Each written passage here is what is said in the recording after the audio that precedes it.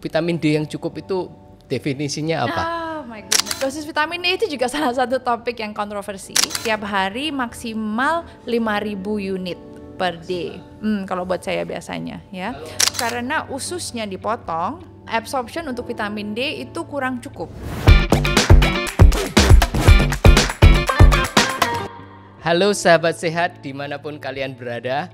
Selamat bergabung di Bincang-Bincang Podcast Kesehatan bersama saya Dr. Tony Setiobudi, spesialis bedah tulang di Mount Elizabeth Hospital, Singapura.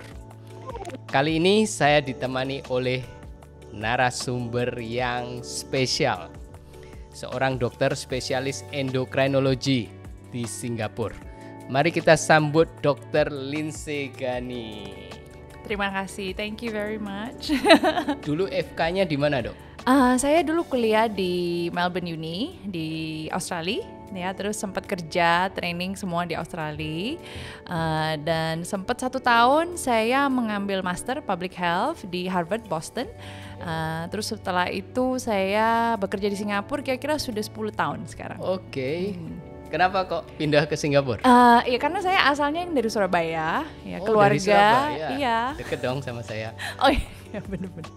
Iya, jadi keluarga masih ada yang di Indonesia, dan waktu itu saya berkeinginan ya untuk bisa lebih dekat dengan keluarga, dan Singapura itu tempat yang buat saya paling dekat lah untuk bekerja di luar negeri. Oke. Ya. Terus kenapa milih jadi endokrinologis? Ya, buat saya endokrin itu adalah bidang spesialis yang sangat menarik ya. Kita menjaga pasien dari bermacam umur, dari yang muda ya, lalu dari yang tua, dan kondisi-kondisinya pun banyak macam. Untuk yang muda ada thyroid ya, ada diabetes, dan diabetes juga ada diabetes tipe 1 dan diabetes tipe 2. Yang tipe 1 biasanya lebih banyak di pasien yang lebih muda, dan yang tipe 2 lebih tua. Dan juga kita menjaga ibu hamil, menjaga orang tua. Jadi banyak sekali, buat saya itu suatu yang sangat menarik. Jadi hampir semua orang bisa benar ditangani sekali oleh Dr. Lindsay Ghani. Tergantung masalahnya, tetapi buat saya itu menarik karena kita bisa melihat pasien dari bermacam latar belakang, dan spesial sekali buat saya. Oke, sebelum kita masuk ke topik utama, saya ingin klarifikasi sesuatu yang sangat mengganggu saya dan merugikan banyak orang. Mungkin kalian pernah melihat video yang menampilkan saya diwawancarai oleh Rosi atau Raffi Ahmad tentang diabetes. Saya bukan dokter diabetes, inilah dokter diabetes. Jadi harap diketahui bahwa itu semua adalah hoax. Video itu hasil rekayasa AI. Sekali lagi, saya bukan dokter diabetes, saya adalah dokter spesialis bedah tulang. Saya tidak pernah meneliti diabetes, dan saya juga tidak pernah menerima Nobel Prize seperti yang disebutkan di dalam video itu. Jika kalian menemukan video seperti ini, jangan dipercaya dan jangan sampai tertipu oleh produk yang ditawarkan. Kita kembali lagi ke Dr. Lindsay. Malam ini kita bahas tentang apa, Dok? Kita akan membahas topik vitamin D, seampuh itukah? Ya, benar nggak sih vitamin D seampuh itu? Banyak orang bertanya tentang hal ini. Apa benar vitamin D bisa memperkuat sistem kekebalan tubuh, menguatkan tulang, bahkan mencegah depresi, menyembuhkan kanker atau penyakit kronis lainnya? Atau itu cuman mitos belaka? Di episode ini kita akan bongkar semua fakta tentang vitamin D, termasuk cara mendapatkannya dan apakah kita benar-benar butuh minum suplemen. Pasti banyak sahabat sehat yang punya pertanyaan. Jadi jangan ragu, langsung saja tulis di kolom komentar. Dok, vitamin D itu sebenarnya apa? Vitamin D itu adalah vitamin yang biasanya dibuat di dalam tubuh kita, di kulit ya, dan dia dibuat melewati sinar matahari. Ya, itu adalah vitamin D, source vitamin D yang paling tinggi untuk semua orang. Vitamin D juga bisa ditemukan dalam makanan, khususnya ikan yang berminyak seperti salmon dan telur kuning pun ada. Tetapi kebanyakan dari kita mendapatkan vitamin D yang cukup dari sinar matahari. Jadi vitamin D bisa diproduksi oleh tubuh kita sendiri. Benar, bisa diproduksi di kulit kita ya, lewat sinar matahari. Dan tergantung kegelapan warna kulit kita. Kulit yang atau teman-teman yang mempunyai kulit yang lebih gelap biasanya memerlukan sinar matahari yang lebih panjang dan lebih lama untuk bisa memproduksi vitamin D dalam kadar yang dicukupkan. Jadi semakin gelap, semakin produksinya semakin rendah. Bukan produksinya semakin rendah, memerlukan sinar matahari yang lebih lama. Jadi exposure to the sun a little bit longer dibanding teman-teman yang kulitnya lebih terang. Jadi kalau mendapatkan exposure yang sama, orang dengan kulit gelap memproduksi vitamin D lebih sedikit. Bisa jadi, iya.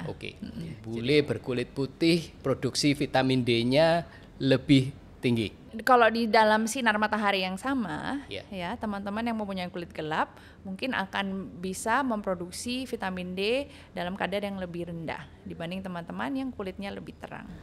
Bagaimana dengan orang Asia, seperti orang Chinese Indonesia? Iya, kita menganggap standar sih ya, karena nggak ada studi yang benar-benar untuk melihat kegelapan kulit dan mesti berapa lama, karena itu maksudnya kebanyakan orang warna kulitnya itu tidak ada 100% gelap, 100% terang, kebanyakan dalam degradasi. Jadi kalau untuk teman-teman Chinese itu kebanyakan standar aja sih, sama. Dok, vitamin D itu kan ada macam-macam, ada vitamin D2, D3, itu apa yang membedakan? Vitamin D2 itu ergocalciferol. Dia sumbernya lebih banyak dari tanaman, ya. Cholecalciferol itu D3 dan itu adalah biasanya tipe vitamin D yang kita rekomendasikan untuk disuplementasi, ya, karena lebih gampang dicerna dan lebih gampang di absorb dengan tubuh kita. Oke, sahabat sehat, jangan lupa subscribe ya. Acara podcast Bincang-Bincang ini akan terus menghadirkan narasumber yang terpercaya dengan informasi kesehatan yang mudah dipahami dan bermanfaat untuk kalian semuanya. Hubungan vitamin D dengan kesehatan tulang itu apa? Oh, penting sekali. Vitamin D itu diperlukan oleh usus kita ya untuk bisa menyerap kalsium yang kita makan. Jadi kalau misalnya vitamin D di dalam badan itu rendah, kalsium yang kita konsumsi tidak akan bisa diserap dengan baik.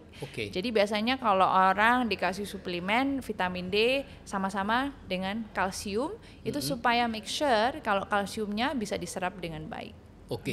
Jadi kalau vitamin D-nya rendah, kita makan kalsium yang cukup percuma. Atau belum tentu kurang efektif. Kurang efektif, nggak sampai percuma karena masih ada, tapi tidak semaksimal dan seoptimal. Bagaimana cara kerja vitamin D selain membantu penyerapan kalsium di dalam usus? Vitamin D banyak sekali reseptor di dalam tubuh kita. Makanya seperti tadi Dr. Tony bilang ya, banyak studi yang menemukan banyak sekali asosiasi vitamin D dengan manfaat kesehatan-kesehatan yang lain. Vitamin D reseptor itu memang banyak sekali di dalam tubuh kita, ya. Dan it is one of the most exciting thing ya untuk bisa dipelajari antara hubungan vitamin dan kesehatan kita. Karena bagi banyak orang dipikirkan wah itu suatu yang magic, maksudnya hebat banget ya, cuma suatu vitamin tetapi dia bisa berbuat segitu banyak. Waktu kita menghadapi pandemi COVID-19 itu kita sering dengar bahwa vitamin D itu bisa melindungi kita dari infeksi. Evidence-nya sebagus mana? Di tahun 2024, Endocrine Society, yaitu society untuk endokrinologis di Amerika, kita mengeluarkan suatu dokumen untuk memandu dan summarize ya data-data dan bukti untuk melihat kegunaan vitamin D dalam mencegah penyakit ya. Dan salah satu pertanyaan yang ditanyakan di dalam dokumen ini adalah apakah vitamin D itu berguna untuk orang dewasa yang di bawah 50 tahun ya.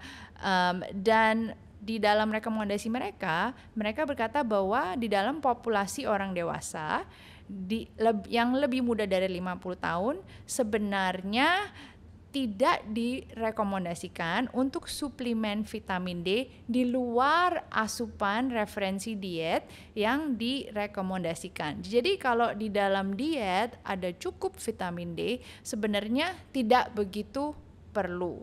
Kalau boleh ya, saya jelaskan sedikit apa artinya studi-studi yang berbeda dan kenapa kok Endocrine Society ini ya bisa mengeluarkan rekomendasi yang ini ya.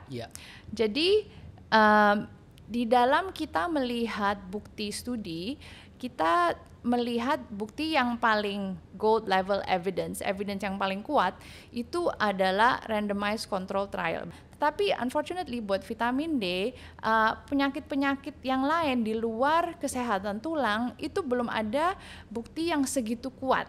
Jadi ini sudah ditulis di Endocrine Society 2024. Iya. Saya mau tanya yang di bawah 50 tahun. Vitamin D itu terbukti berguna untuk apa aja? Melindungi berguna apa? Untuk pokoknya vitamin D harus cukup ya supaya kalsium bisa diserap dengan baik ya supaya kita bisa maintain kesehatan tulang. Itu memang ada. Tulang. Kalau immune system, kekebalan tubuh. Buat kekebalan tubuh di dalam populasi di bawah 50 tahun dan sehat. Ya. Maksudnya nggak ada masalah kronis yang lain, itu belum ada bukti yang sebegitu kuat. Bagaimana dengan depresi? Iya, seperti penyakit jantung, yang saya kanker. Bilang. Iya, jadi di dalam dokumen ini mereka melihat di dalam populasi yang di bawah 50 tahun. Ya, 50 tahun ke bawah dan sehat, ya, belum ada bukti yang begitu kuat dan dengan bukti yang kuat saya bilang adalah ya ini masih belum ada, ya masih belum ada studi ini. Mungkin di masa depan kita akan di prove wrong. Mungkin ada seseorang yang melakukan randomized control trial ini dan mereka bilang, oh ternyata ada sekarang bukti yang baru. Tetapi untuk saat ini, tidak ada. Belum ada. Bagaimana dengan yang 50 sampai 74 jadi atau 75? Very interesting untuk teman-teman yang usianya sudah lebih lanjut, khususnya di antara 50 sampai 74. Nah, di sini studinya lebih banyak ya, yang untuk melihat ada hubungan tidak vitamin D dengan insiden kanker, insiden stroke, insiden penyakit jantung ya. Tetapi again di antara 50 sampai 74 belum ada bukti yang khususnya melihat bahwa vitamin D ini berguna di dalam randomized control trial setting. Untuk penyakit-penyakit yang saya tanyakan tadi, imun, jantung, kanker, depresi. Yang saya lihat di sini di dalam dokumen ini all cause mortality berarti kematian dari sebab apa aja ya, kanker, penyakit jantung, stroke, depresi tidak diikuti, tidak dimasukkan di dalam evidence ini. Tadi kan kita sudah bahas di bawah 50 tahun, di atas 50 sampai 74. Nah, bagaimana yang 75 ke atas? Belum selesai ya. Iya, belum selesai. Nah, ini 75 ke atas ini Endocrine Society menyarankan bahwa di dalam populasi ini walaupun studi yang randomized control trial itu belum sampai ada, tetapi sudah ada evidence yang cukup ya untuk membilang bahwa di dalam teman-teman yang umur 75 ke atas ada kebaikan bahwa kita memakan suplemen untuk bisa menurunkan resiko kematian. ya. Dan resiko kematian di sini yang mereka lihat kematian dari patah tulang, fracture, jatuh, ya. Kebanyakan sih dari jatuh dan patah tulang. Evidence yang paling kuat adalah jatuh dan patah tulang. Ya, jadi bukti yang paling kuat atau evidence yang paling kuat adalah di dalam teman-teman yang umur 75 ke atas untuk menurunkan resiko kematian dari patah tulang dan juga dari jatuh. Ya, karena untuk teman-teman yang di umur yang sudah lebih lanjut, patah tulang dan jatuh itu sangat berbahaya. Karena seperti Dr. Tony tahu sendiri ya, kalau patah tulang, apalagi hip fracture, itu resiko kematiannya sangat tinggi. Bukan karena operasinya salah, operasinya is very good biasanya, tetapi proses penyembuhan dari patah tulang ini, dan karena sepertiga dari pasien yang hip fracture itu kebanyakan tidak kembali lagi dalam kondisi normal saat mereka berjalan, tidak begitu independen. Nah, jadi dari situ menaiklah resiko kematian. Oke. Kalau resiko kematian karena penyakit jantung, penyakit kanker, bagaimana? Untuk 75 tahun ke atas, disebutkan di situ nggak? Tidak spesifik, tetapi yang diadres di sini adalah all cause mortality. Berarti kematian dari segala macam sebab. Mortality. Tapi yang di highlight yang berhubungan dengan patah tulang dan jatuh. Falls and fracture. Oke, sahabat sehat. Tentunya informasi ini sangat berguna bagi kita semua. Jadi jangan lupa klik like agar saya dan narasumber yang datang sharing semakin bersemangat untuk berbagi informasi. Vitamin D yang cukup itu definisinya apa? Oh my goodness, dokter, ini seperti yang Dr. Tony tahu sendiri ya, ini adalah masih topik yang very controversial. Even di dalam dunia medis, di dalam dunia endokrin, dalam dunia kedokteran, banyak sekali debat tentang apakah itu level yang ideal. Ya, range-nya itu lebar sekali, ya. Jadi di darah, kalau misalnya kita pakai nanogram, ya, di antara 30 sampai 100 itu oke banget. Kalau kita lihat di lab, reference range-nya yang normal itu 30 sampai 99,9. Ya, betul ya.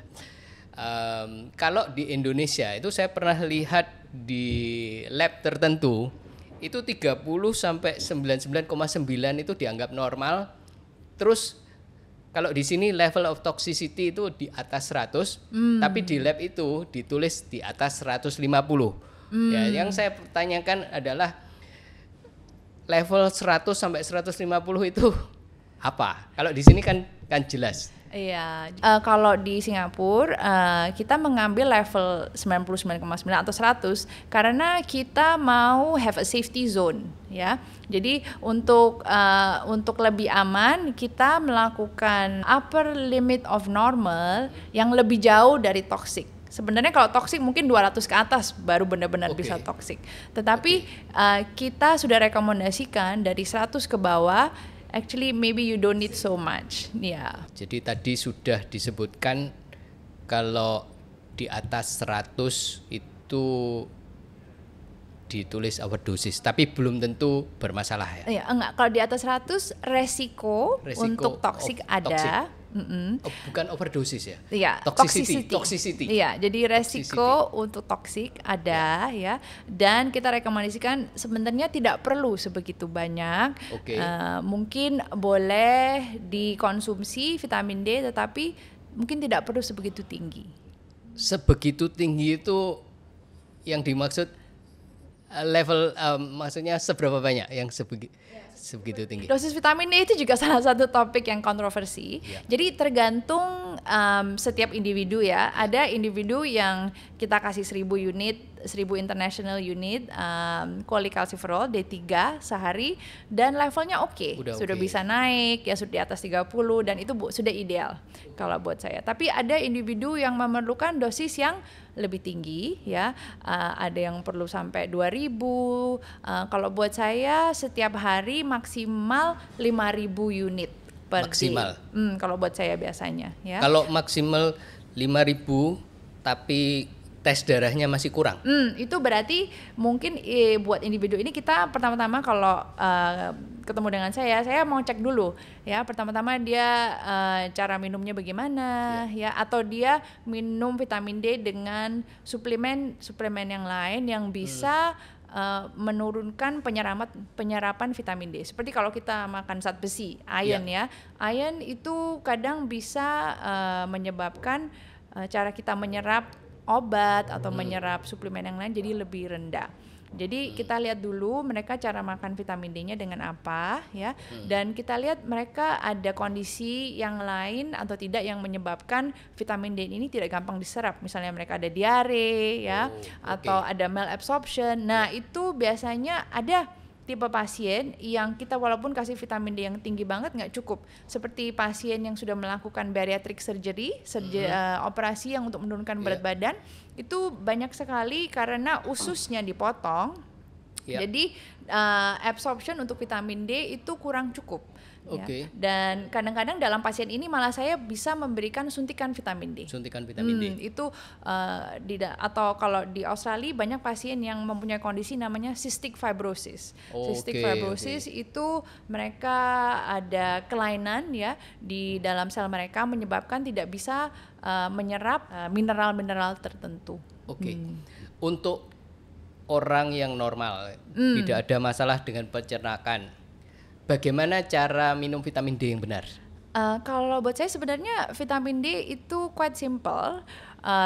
Kalau yang asal ingat aja ya sehari sekali, dan ada yang rekomendasi kalau boleh kita minum vitamin D dengan a fatty meal, ya jadi dalam makan ya.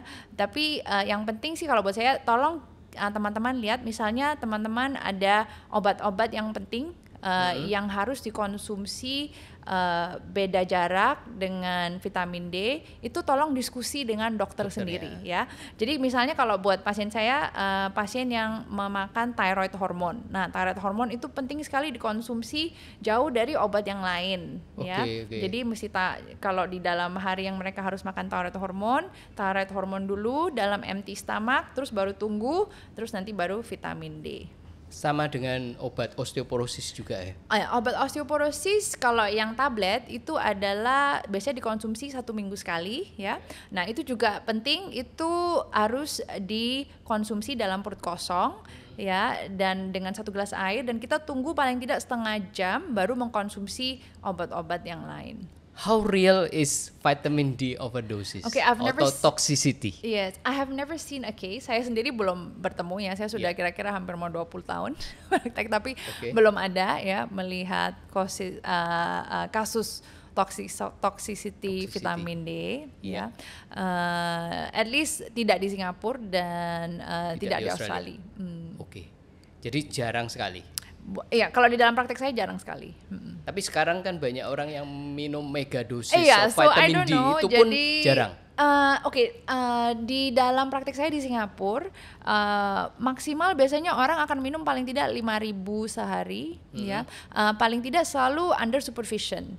Ada yang dosis lebih, ada pasien yang saya kasih injection dosisnya jauh lebih tinggi, ada ya. Misalnya seperti yang tadi masalah yang saya cerita dengan Dr. Tony, ada masalah pencernaan. Nah, itu dosisnya jauh lebih tinggi. Itu saya monitor setiap 3 bulan saya cek. Kalau pasien nanya mau minta vitamin D suplemen tanpa tes darah, how do you approach this? Jadi sebenarnya tes darah itu tidak harus semuanya dites. Kalau kita lihat di dokumen Endocrine Society ini, sebenarnya tidak direkomendasikan untuk semua orang tes vitamin D. Ya, kecuali kalau memang ada kondisi kesehatan yang khusus seperti osteoporosis ya, khususnya masalah tulang ya, tidak perlu untuk setiap orang tes vitamin D. Tapi kalau ada usia sudah lebih tua ya, atau ada masalah dengan tulang, itu boleh ya. Nah, kalau kita tidak tes ya, dan kita memberikan suplemen, biasanya lebih aman buat saya kita memberikan suplemen dengan dalam dosis yang standar ya. Kalau buat standar itu berapa? Standar buat saya kira-kira 1000 unit cholecalciferol per hari ya. Tapi kalau teman-teman baca, ada lagi Institute of Medicine di Amerika, mereka rekomendasikan di antara 600 sampai 800 unit. Buat saya itu juga oke ya. Tetapi just out of my praktek saya biasanya sih itu 1000 unit vitamin D3 per hari. Ini pengalaman saya, Dok. Saya kan banyak pasien yang bawa hasil darah atau minta cek vitamin D. Kalau mereka tidak minum suplemen, hampir semua itu di bawah 30. Iya. Jadi vitamin D deficiency itu sangat sering terjadi ya? Iya, very common. Karena gaya hidup kita ya, kita kebanyakan tidak keluar outdoor sudahan, dan kebanyakan nyetir mobil ya, atau jalan di dalam mall, kerja dalam office, dan kita kerjanya jam kerjanya lama. Pagi-pagi udah masuk, keluar udah gelap ya, jadi nggak ada tuh yang namanya kena matahari. So it is very common ya. Nah, misalnya kita tidak pernah cek darah, orangnya masih muda, tidak pernah cek darah. Kemungkinan besar kalau nggak minum vitamin D ya di bawah 30. Terus kita kasih 1000. Cukup nggak? Kalau kita menurut dokumen ini ya, itu standarnya adalah di 1000 unit tuh masih di dalam rekomendasi asupan referensi diet yang dalam batas normal ya. Tetapi of course ini buat teman-teman yang sehat, tidak ada masalah penyakit yang lain ya. Tapi kalau misalnya ketemu dokter Tony mungkin ada penyakit yang lain, nah itu mungkin kita boleh consider. Misalnya pasien vitamin D-nya rendah di bawah 30. Would you give 1000 IU per day or tergantung lebih tinggi? Berapa rendahnya ya. Misalnya 20. Oke, dan tergantung dia punya medical history dan tergantung umur sehat. Ya. Misalnya kalau dia 100% sehat, masih muda ya, dan itu menurut saya 1000 unit D3 sudah cukup. Sudah cukup. Setiap hari. Alright, baik. Actually, if I may interrupt, ada satu lagi poin yang menurut saya lumayan menarik ya, di dalam dokumen ini adalah vitamin D dengan diabetes ya. Itu adalah salah satu studi yang apalagi kita dokter endokrin ya, karena kita very interested dengan diabetes ya. Memang sekarang kita sudah merekomendasikan untuk teman-teman yang ada resiko tinggi untuk diabetes, yang sudah diketemukan ada pre-diabetes ya. Selain perubahan gaya hidup, sekarang kita sudah sarankan boleh mengkonsumsi suplemen vitamin D untuk mengurangi resiko perkembangan menjadi diabetes. Jadi bisa ya? Sudah ada di dalam review ini ya, evidence yang kita kalau bilang kepastian buktinya itu sedang ya. Jadi belum kuat tetapi sudah sedang ya. Untuk mengurangi resiko diabetes. Resiko untuk pre-diabetes menjadi diabetes. Bukan untuk yang normal tidak ada pre-diabetes tapi ada family history. Ya kita nggak tahu ya buat yang itu berguna apa tidak, karena kan studi kita nggak bisa studi tapi semua rekomendasinya orang. Untuk pre-diabetes. Pre-diabetes yang beresiko tinggi ya, selain perubahan gaya hidup. Nah teman-teman juga jangan lupa ya, makan vitamin D tetapi kalau gaya hidupnya sama itu diabetesnya akan tetap terjadi. Jadi kadang-kadang gini kan ngomongin, oh iya oke, kalau gitu saya makan vitamin D banyak banget, gaya hidupnya pola hidupnya sama, masih konsumsi makanan yang manis, tidak berolahraga, nah itu diabetesnya akan tetap datang ya. Oke, jadi sahabat sehat, kalau tentang diabetes jangan tanya ke saya, tanya ke ahlinya Dr. Lindsay. Ini makin lama makin seru. Kalau sahabat sehat punya komentar atau pertanyaan, jangan ragu untuk tulis di kolom komentar. Berjemur untuk mendapatkan vitamin D, rekomendasinya bagaimana?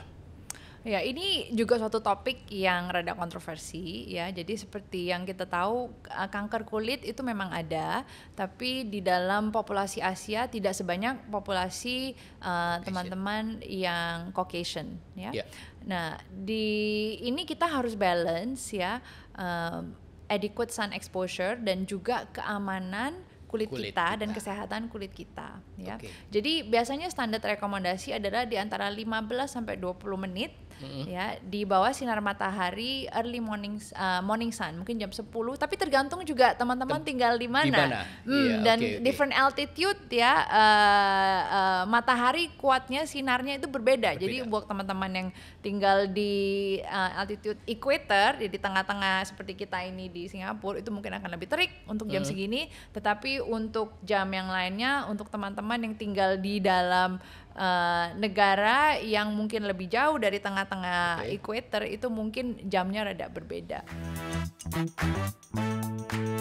Sekarang kita sampai di sesi fakta atau mitos. Saya akan sebutkan 10 statement. Oke. Nanti saya minta responnya fakta Oke. atau mitos, Oke. atau separuh fakta separuh mitos. Oke, dua-duanya dengan- boleh. Boleh. Dengan penjelasan singkat. Oke. Oke, are you ready? Yes. Mesti cek Oke. dulu benar nggak? Oke. Semakin lama berjemur di bawah sinar matahari, semakin banyak vitamin D yang diproduksi oleh tubuh. Fakta atau mitos? Kalau buat saya itu memang fakta ya. Jadi karena vitamin D itu diproduksi di bawah kulit kita. Source vitamin D itu yang paling natural adalah lewat sinar matahari, dan ya memang otomatis kalau ada teman-teman yang misalnya kerjanya sebagai pelaut selalu di luar di bawah sinar matahari, itu biasanya vitamin D-nya oke. Tinggi. Orang yang terkena vitamin D deficiency perlu minum suplemen vitamin D seumur hidup. Fakta atau mitos? Buat saya itu lumayan fakta ya, karena kalau vitamin D rendah itu terbukti bahwa gaya hidup mereka atau konsumsi diet vitamin D itu kurang cukup ya. Jadi kalau sudah minum suplemen biasanya saya rekomendasi diteruskan aja ya, asal dalam batas yang direkomendasikan ya. Dan kalau misalnya teman-teman ada penyakit yang lainnya, ada dokter juga yang memonitor. Vitamin D dapat meningkatkan daya tahan tubuh terhadap flu dan infeksi termasuk COVID-19. Fakta atau mitos? Oke, kalau buat saya itu dua-duanya, karena seperti saya ceritakan tadi ya, buktinya belum ada ya, tapi bukan berarti tidak akan ada ya. Okay. Buat saya bukti belum ada itu karena mungkin belum ada studi yang sebegitu besar yang melakukan randomized control trial yang cukup besar. Dan seperti dokumen yang kita lihat ini, untuk teman-teman yang 75 tahun ke atas mungkin boleh mengkonsumsi vitamin D untuk menurunkan resiko kematian, tapi belum tentu cuma dari COVID-19 aja. Oke. Ya. Jadi belum ada bukti yang kuat. Bukti yang kuat untuk membuktikan bahwa vitamin D akan menurunkan sepertinya resiko infeksi, tetapi bisa menurunkan tingkat kematian khususnya di dalam teman-teman yang umur 75 tahun ke atas. Kekurangan vitamin D sering terjadi pada orang tua dan jarang sekali terjadi pada orang muda. Fakta atau mitos? Oke, ini buat saya juga mungkin dua-duanya, karena jarang sekali studi yang melakukan ngambil darah dari orang-orang muda ya. Okay. Maksudnya kalau kita keliling gitu ada ngeliat studi, tidak sebegitu banyak studi yang melihat orang muda dibanding orang tua. Jadi buat saya mungkin buktinya belum ada ya. Okay. Tetapi kebanyakan studi yang dilakukan karena kita lebih concern memang untuk teman-teman yang lebih tua, kebanyakan memang ada lebih banyak bukti di dalam orang-orang tua. Vitamin D dapat membantu menurunkan berat badan. Fakta atau mitos? Mitos buat saya mitos. Ya, lebih banyak mitos. Jadi seperti yang saya bilang tadi, vitamin D bisa berguna ya untuk menurunkan resiko diabetes ya. Oke. Untuk teman-teman yang termasuk dalam pre-diabetes dan beresiko tinggi untuk diabetes. Tapi nggak ada yang studi melakukan mereka memberikan vitamin D lalu kita ukur berat badannya. Oh ada turun nggak gitu, nggak ada itu. Jadi kalau ada klaim-klaim seperti itu ya Belum ada buktinya lah. Iya, bukan Bukan berarti tidak bisa, tapi belum ada buktinya sampai belum sekarang. ada bukti medis yang cukup menurunkan kuat, berat badan. iya, yang cukup kuat, yang kalau menurut saya dalam standar kita mengamati tingkat bukti yang paling tinggi adalah kita melakukan randomized control trial. Itu belum ada. Belum ada. Oke, baik. Ya. Sunscreen bisa menghambat produksi vitamin D di dalam tubuh. Memang Fakta bisa. atau mitos? Itu fakta. Oke. Ya. Bukan berarti kita nggak boleh pakai sunscreen, ya, karena teman-teman nanti teman-teman saya yang spesialis kulit bilang, waduh, kamu masa bilang nggak boleh pakai sunscreen. Jadi sunscreen itu memang penting, ya, karena sinar matahari bisa melakukan banyak kerusakan dalam kulit kita, ya. Nah, jadi seperti yang saya bilang tadi, ini adalah suatu balance, ya, balance yang cukup untuk kita bisa membiarkan kulit kita memproduksi vitamin D yang cukup, dan juga kita harus melindungi kulit kita dari kerusakan yang dari sinar matahari. Gimana kalau nggak usah keluar, minum suplemen aja? Bisa, tetapi keluar, ya, buat saya benefitnya bukan cuma vitamin D. Jadi kalau misalnya kamu terkurung sendiri dalam rumah, you'll be very miserable, ya. Jadi keluar itu bagus karena saya rada bias, yang memikirkan berat badan, memikirkan diabetes, ya.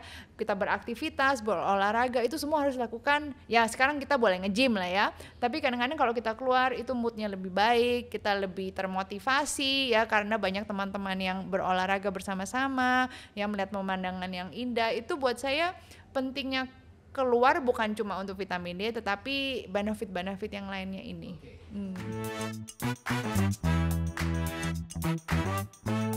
Orang dengan penyakit ginjal kronis lebih beresiko mengalami defisiensi vitamin D. Fakta, karena ginjal adalah organ yang penting untuk bisa mengaktifkan vitamin D yang kita konsumsi.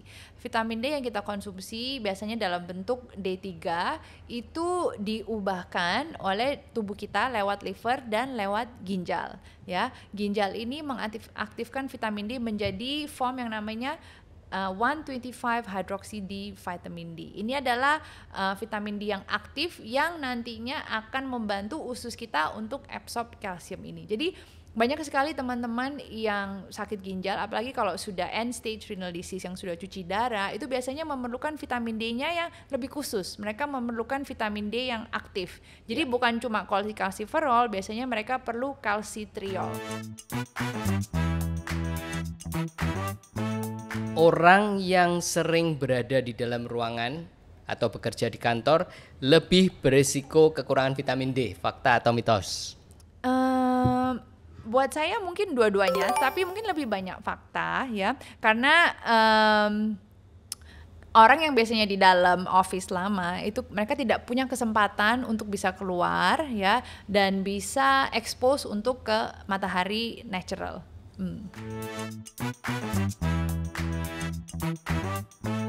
Vitamin D dapat membantu mengurangi resiko berbagai macam penyakit. Tadi sudah dibahas, tapi fakta atau mitos? Iya, jadi dua-duanya, ya. Jadi di dalam dokumen dari Endocrine Society yang 2024, bukti yang lebih kuat ditemukan dalam teman-teman yang lebih tua, 75 tahun ke atas, ya, dan di dalam menurunkan resiko kematian khususnya dari jatuh dan juga dari patah tulang. Mengkonsumsi vitamin D bersama dengan makanan yang berlemak dapat meningkatkan penyerapannya. Fakta atau mitos? Oke, buat saya dua-duanya, karena studi sendiri, maksudnya nggak ada orang yang mendudukan 1.000 orang terus suruh makan vitamin D dan tipe makanannya semua harus sama, terus nanti kita cek semua makan nasi hari ini terus semua minum vitamin D, kita ukur berapa. Jadi nggak ada studi yang begitu. Jadi buat saya kebanyakan ini adalah expert opinion. Jadi di dalam level tingkat bukti itu termasuk yang lebih rendah, tetapi kalau saya boleh offer my humble opinion, ya kalau bisa, ya, kita konsumsi konsumsi dengan makanan yang lemak juga oke. Tapi kalau nggak bisa, nggak apa-apa. Yang penting makan dalam waktu yang teratur, dan kalau minum obat yang lain tolong cek dengan dokter ya, make sure obat lain yang diminum itu tidak interfere dengan absorption-nya. Dr. Lindsay ini adalah narasumber yang rekod fakta mitos, paruh fakta mitos paling banyak.